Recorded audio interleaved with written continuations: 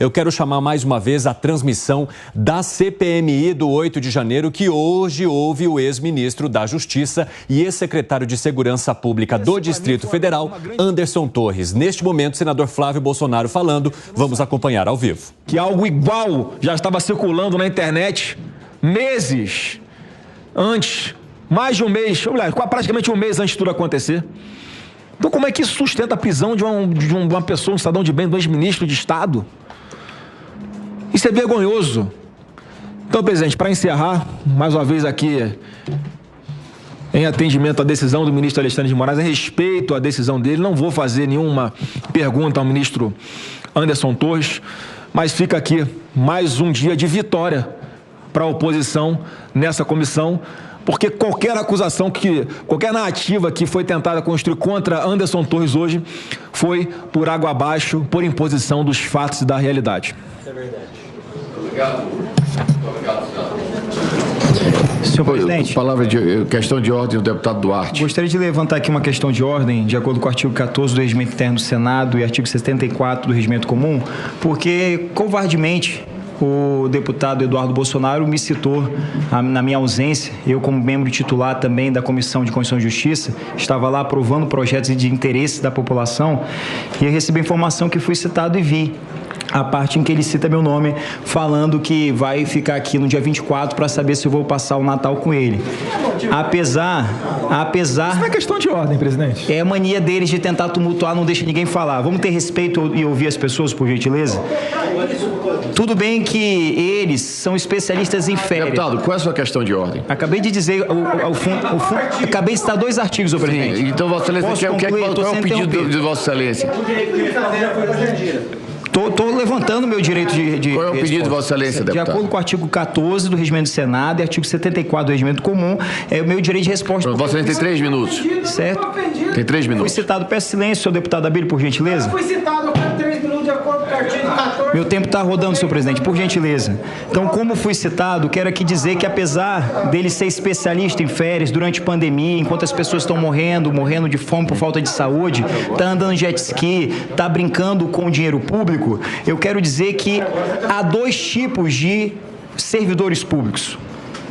O senhor Anderson Torres era secretário de Segurança do DF após 2 atentados, no dia 12 de dezembro, no dia 24 de dezembro, período em que ele era ministro da Justiça. Era sabido que haviam movimentos com ânimos atentatório contra a democracia, contra as instituições, para tentar invadir o Congresso, para tentar invadir o Supremo, e mesmo assim, ele achou por bem sair de férias, antecipando as suas férias, que deveria ser só no dia 9. Vale destacar que o Ministério da Justiça enviou 2 ofícios formalizando e colocando à disposição a Força de Segurança Nacional. Um na tarde do dia 6 e outro também no dia 7, aquele que eu citei no momento da minha fala. Ou seja, o senhor estava ciente. E para sanar toda e qualquer dúvida, senhor presidente, até em respeito ao senhor Anderson, presumindo aqui a sua boa-fé, apesar de crer que Vossa Excelência sabia e deixou o DF acéfalo, sem secretário de Segurança, mas durante toda a sua fala ele afirma que a culpa, na verdade, era do coronel Fábio Augusto, comandante da PM do DF, que, na verdade, o Fernando de Souza Oliveira, seu ex-secretário adjunto de Segurança, estava ciente de tudo e teve todo um planejamento, que foi feita uma transição, e é por essa razão, senhor presidente, nesse sentido, que eu faço aqui um pedido de acariação, nossa relatora, senadora Elisiane, acariação, para que possamos colocar frente a frente o Anderson Torres, o coronel Fábio Augusto Vieira e também o Fernando de Souza Oliveira, ex-secretário adjunto de Segurança do DF. Pode trazer também, se for o caso, mas esse é o nosso pedido de acariação, para que os 3, frente a frente, possa fazer, todas as dúvidas possam ser sanadas, possam responder as perguntas que a população quer saber. Se a responsabilidade não foi sua, será que a transição foi adequada? Será que a responsabilidade é do Fernando? Será que a responsabilidade é da Polícia Militar, do DF? Nós precisamos saber. É por isso, senhor presidente, que nós estamos fazendo esse pedido de acariação. E quero deixar aqui registrado, não comparem a responsabilidade de um cargo de primeiro escalão que, sim, tem direito a férias, mas não pode morrer em vida. Não é qualquer comunicado. É um ofício formalizado do Ministério da Justiça, colocando a Força de Segurança Nacional à disposição, e não é possível que não possa você, num sábado ou num domingo, receber esse comunicado e aceitar, de acordo com a Lei 11.473 de 2007, parágrafo único do artigo 2º, receber a Obrigado, Força deputado. de Segurança Nacional. Com a palavra, o nobre deputado Rodrigo Valadares. Obrigado, senhor presidente. Toda a honra e toda a glória ao senhor dos Exércitos. Prazer muito grande, senhor presidente, estar aqui na minha primeira sessão da CPMI, presida por Vossa Excelência, que está fazendo um trabalho que orgulha o nosso partido e orgulha o Brasil. Um trabalho imparcial e um trabalho que busca verdadeiramente encontrar a verdade do que aconteceu no nosso país. Muito grande ter um quadro do nosso partido, União Brasil, aqui na CPMI, com Vossa Excelência. Senhor presidente, nós identificamos nessa questão desse golpe, como a mídia fala, como o governo fala do dia 8, dois personagens principais. Nós temos aqui o senhor Anderson Torres, que foi preso, segundo o ministro que decidiu a sua prisão por omissão. Sendo que o secretário, que estava de férias em uma viagem marcada com quase 2 meses de antecedência, era responsável pela segurança ao redor da Praça dos Três Poderes e na Praça dos Três Poderes. E eu faço um questionamento. O golpe que eles alegam é feito a partir do momento que o Palácio do Planalto, que a Câmara dos Deputados, o Congresso Nacional e o Palácio da Justiça é invadido. E a minha pergunta é, senhor Anderson Torres, é sua responsabilidade, da Secretaria de Segurança Pública, a responsabilidade da segurança desses 3 prédios que eu citei? Na verdade, na parte... Deixa eu marcar a presença. Externamente, sim. Internamente, não. Senhor Anderson Torres. Pela ordem, só um minutinho, senhor presidente. Arthur Maia, presidente. Deputado? Senhor presidente. Peço só a interrupção do tempo dele, só por 1 minuto, para votação nominal de plenário, regime de urgência na Câmara Federal, para que ele possa não ser prejudicado durante o período de fala, a votação, e aí ele dá continuidade. Só 1 minuto, senhor presidente. Não, é porque senão o tempo dele não continua e ele não vota. Deixa ele votar. Se puder restabelecer o tempo.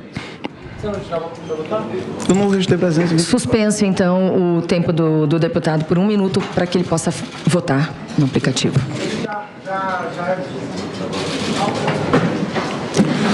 Se pudermos... Vamos lá. Só para aguardar o depoente, por favor. Olha só, eles estão fazendo uma pausa agora de 1 minuto enquanto vou votar um requerimento de urgência. O ex-ministro Anderson Torres se levantou um pouco, inclusive, já deve voltar para a continuação do depoimento. Enquanto isso, nós vamos acompanhando as imagens, mas também fazendo a repercussão aqui com os nossos comentaristas para que vocês possam entender os vários pontos de vista ao redor do que disse o ex-ministro Anderson Torres e também sobre os ataques do dia 8 de janeiro à sede dos 3 poderes. Eu gostaria de começar com vocês, já falando aqui sobre essa questão que foi apontada pelo deputado Duarte Júnior, do PSB, pedindo inclusive uma acariação entre Anderson Torres e também o Fábio Augusto, coronel da Polícia Militar, e o ex-secretário adjunto de Segurança Pública, Fernando de Souza Oliveira, para entender se, mesmo diante de toda a inflamação que ocorria no Distrito Federal dias antes dos ataques de 8 de janeiro, se tanto o secretário que estava de férias, agora ex-secretário, quanto essas outras pessoas, esses outros personagens dos poderes de segurança pública do Distrito Federal poderiam ter agido de alguma forma. Aqui comigo hoje estão os nossos comentaristas, Alan Gani, pode mostrar aí o Alan Gani, Gustavo Segré, que também está conosco, e Fábio Piperno. E já começo contigo, Piperno. Há alguma questão que demande, de fato, uma acariação desses personagens do Distrito Federal relacionados à segurança pública? Muitas questões, até porque em muitos momentos ele transferiu a responsabilidade para o governo do Distrito Federal.